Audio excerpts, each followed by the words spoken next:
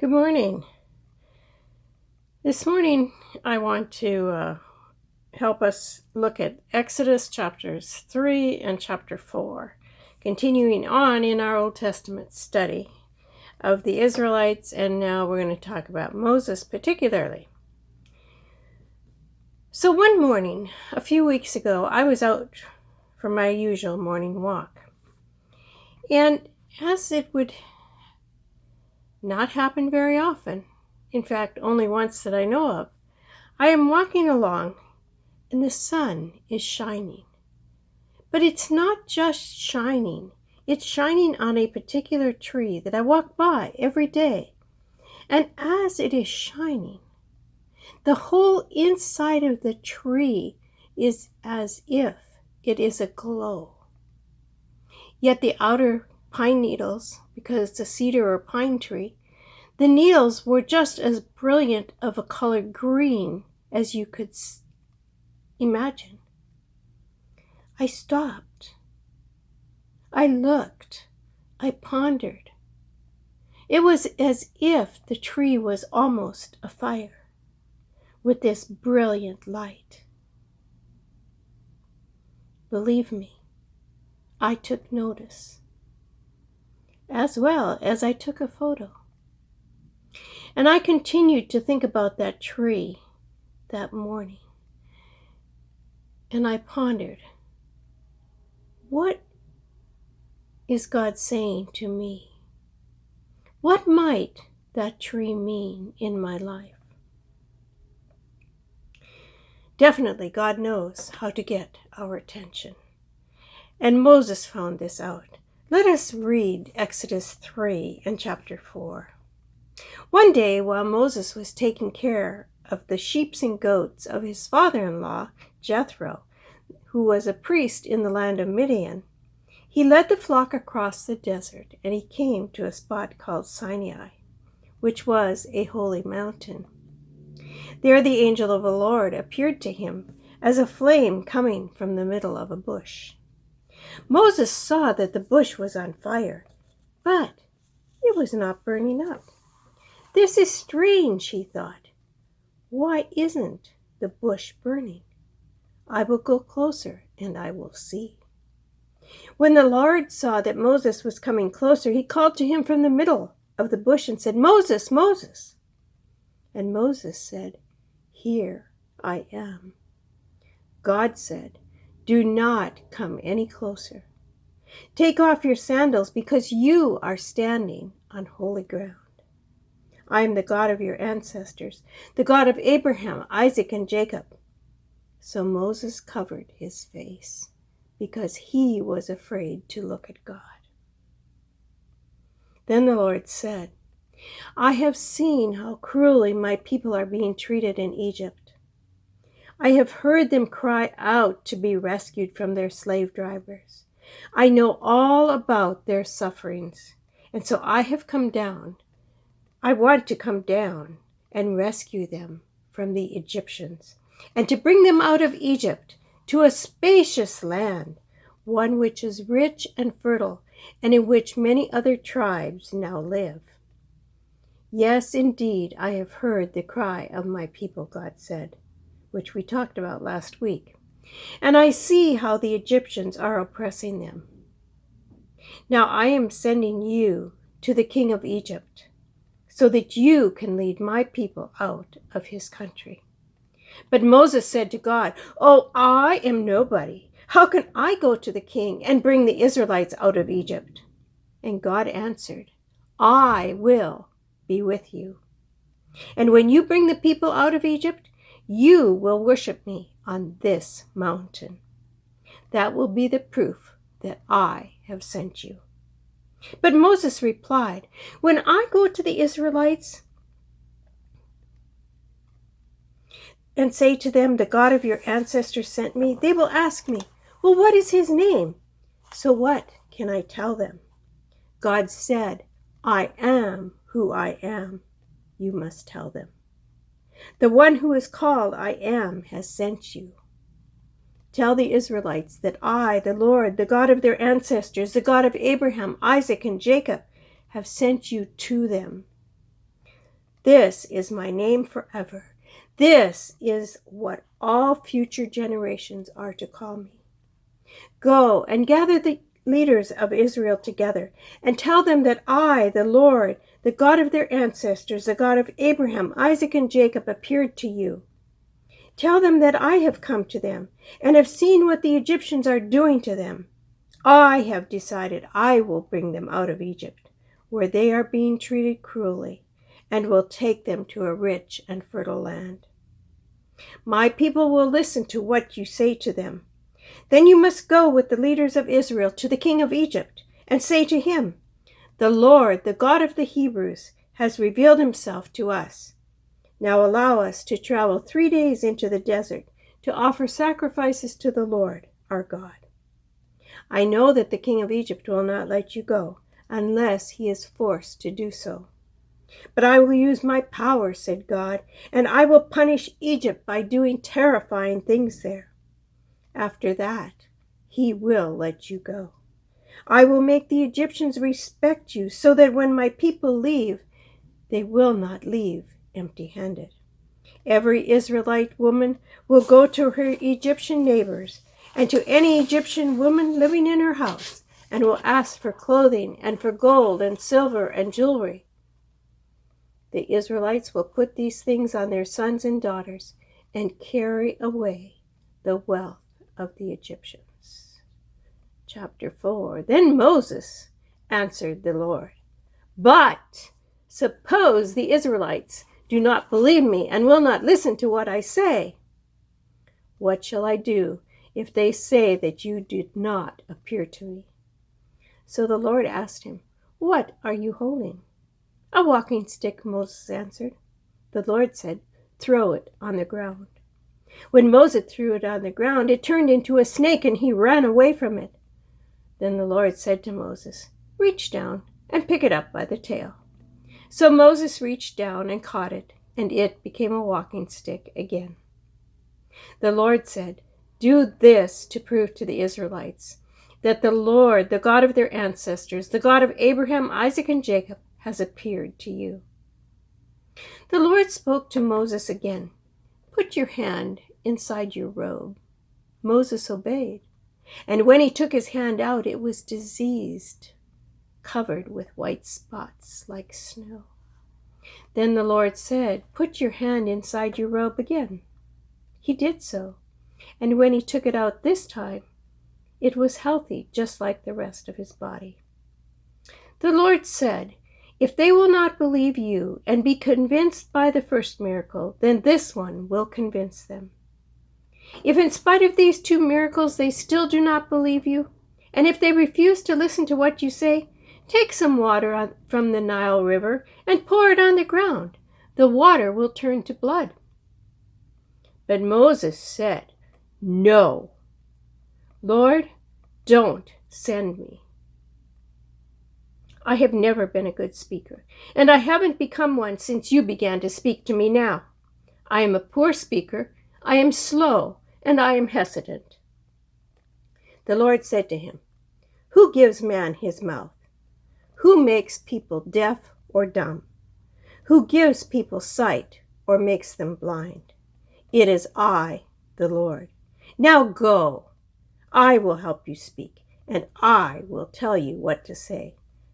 But Moses answered, no, Lord, please send someone else. At this, the Lord became angry with Moses and said, what about your brother Aaron, the Levite? I know that he can speak well. In fact, he is now coming to meet you and will be glad to see you. You can speak to him and tell him what to say. I will help both of you to speak, and I will tell you both what to do. He will be your spokesman and speak to the people for you. Then you will be like God telling him what to say. Take this walking stick with you, for it will perform miracles. This story has fascinated me from the time I was a young child. I have seen things on fire, and I have seen things burn. But to see something that seems as if it's on fire and it does not burn, well, that is a phenomena I have not yet seen, really. and it is hard to believe. One thing for sure is that it was in the middle of the desert, in the middle of nowhere, where there were no other people.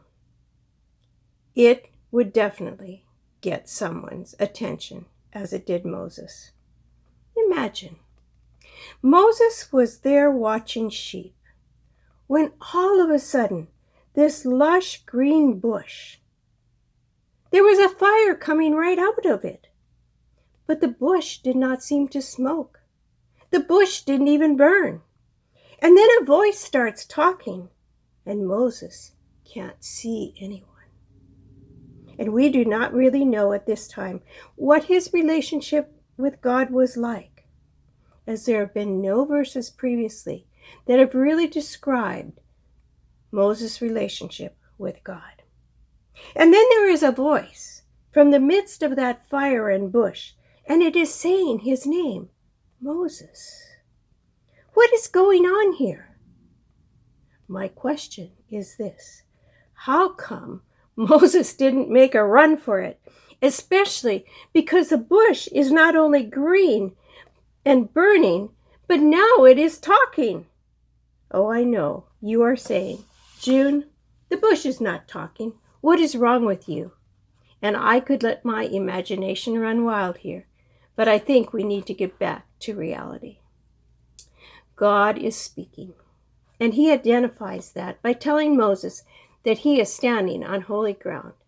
And now that God has Moses' full attention and more, he talks to him about his plan. Believe me, I have learned from personal experience that when God speaks to you like he did to Moses, you realize it is God eventually, and you sit up and you take note. God then talks to Moses about the Israelite people that Moses had run away from, and tells Moses that times are even harder now, and the time has come that he wants to move his people back to the land that he had originally given them years ago. And God was going to have Moses lead them. Well, Moses had a thing or two to say about this whole scenario, as we have seen from the scripture. First, he told God how inadequate he was. Well, that never works. I can attest to that. Moses tried to come up with every excuse, but as you see, God had an answer to every excuse. And friends, that's exactly how God is. He can think, and he does think farther ahead than any one of us. God sees deeper into us and our situation. God hears the total cry and cries from us and the depths from which they come. God understands completely and fully the whole of everything, way beyond our wildest imaginations and or dreams.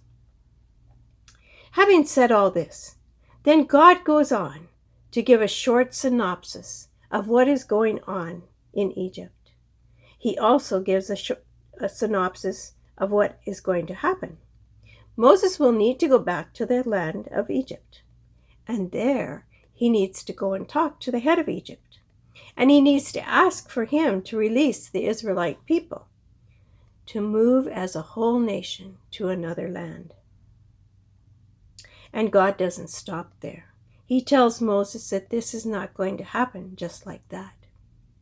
The head of Egypt is going to say, "No way," and he is going to try every way he can to keep the Israelite people in his nation and under his power.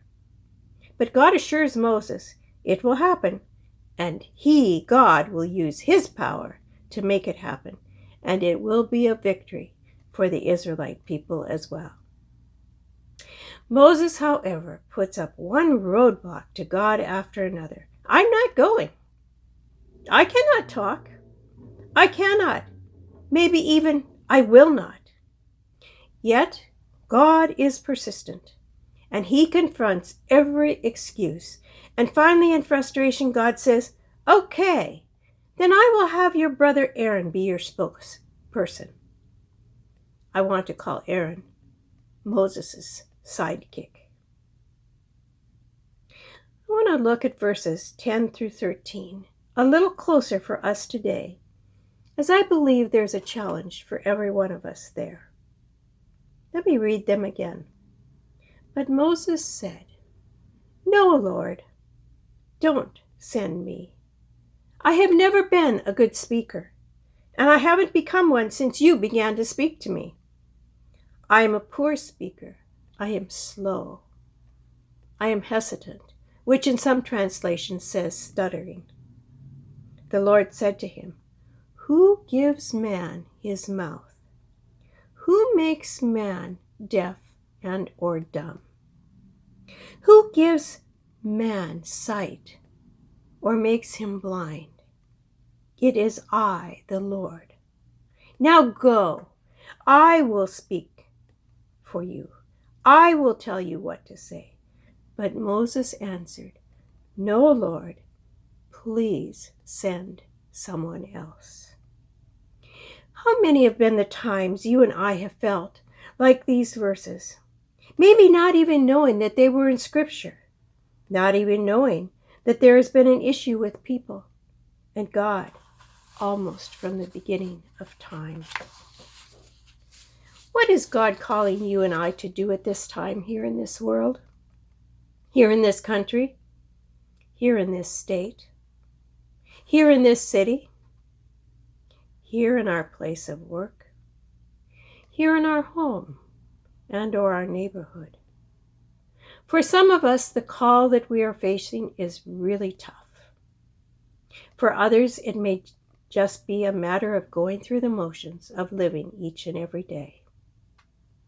Let me share briefly where I've found myself presently in the past 3 months, what I have done with it, and what I anticipate for the near future.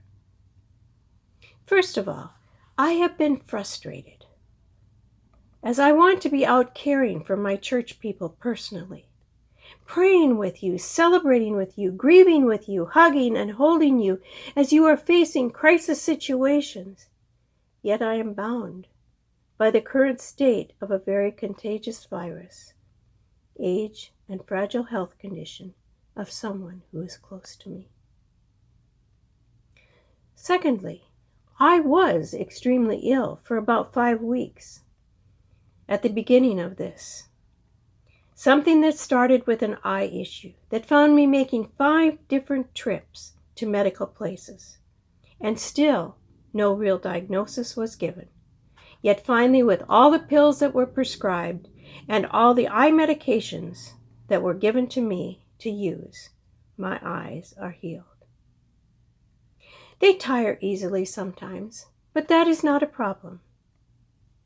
During the 5 weeks those 5 weeks, I was so weak. I was so tired. I had little to no appetite. I had no energy to do anything.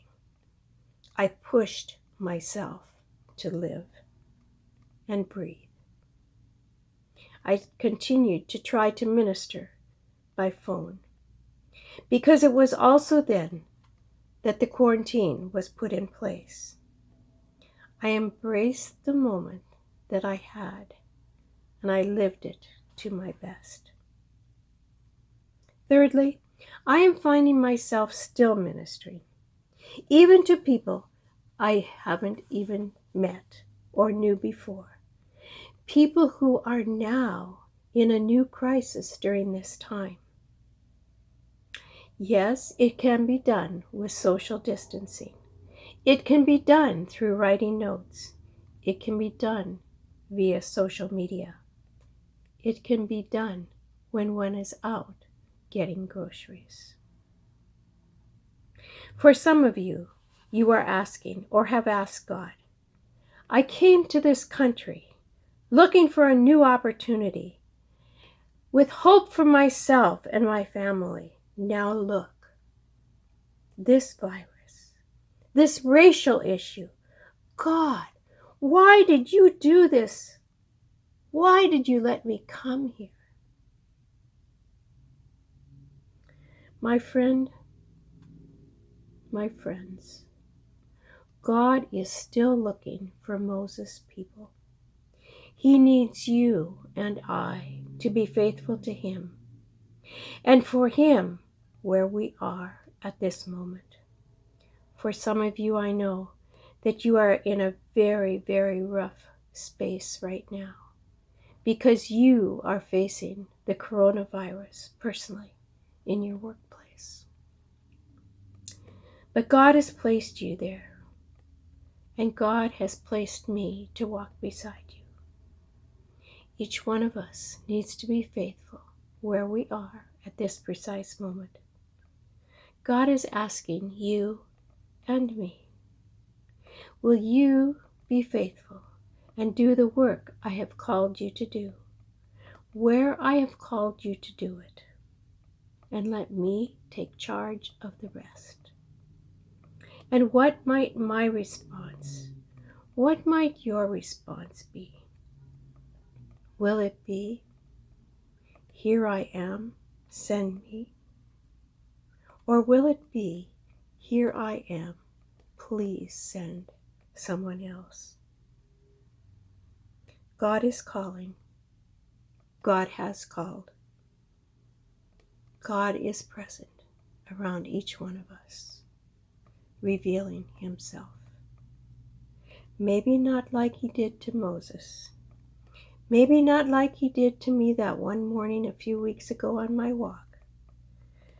But you know what? If we are alert,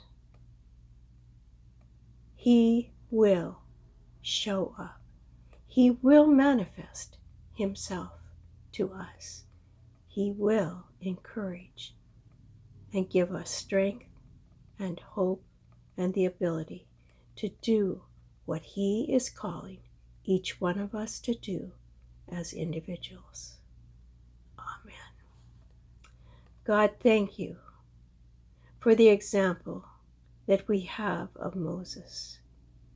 Seeing that it's not easy to follow you. In fact, it's difficult. And there are people in the scriptures who you used who refused at the beginning to be used. Help each one of us, O God, to not only listen to you, but to listen with obedient hearts. Help us as a community of believers to walk together with each other, to share the pain. And Lord, even if we can't physically see and touch each other, we have the ability to communicate and talk and pray with each other. Bless my dear friends. God, I pray that you would protect them and that you would help them to be able to serve you at their jobs, as well as care for their families. And Lord, may your name be glorified in and through our lives as we let you shine in and through us. In Jesus' name, amen.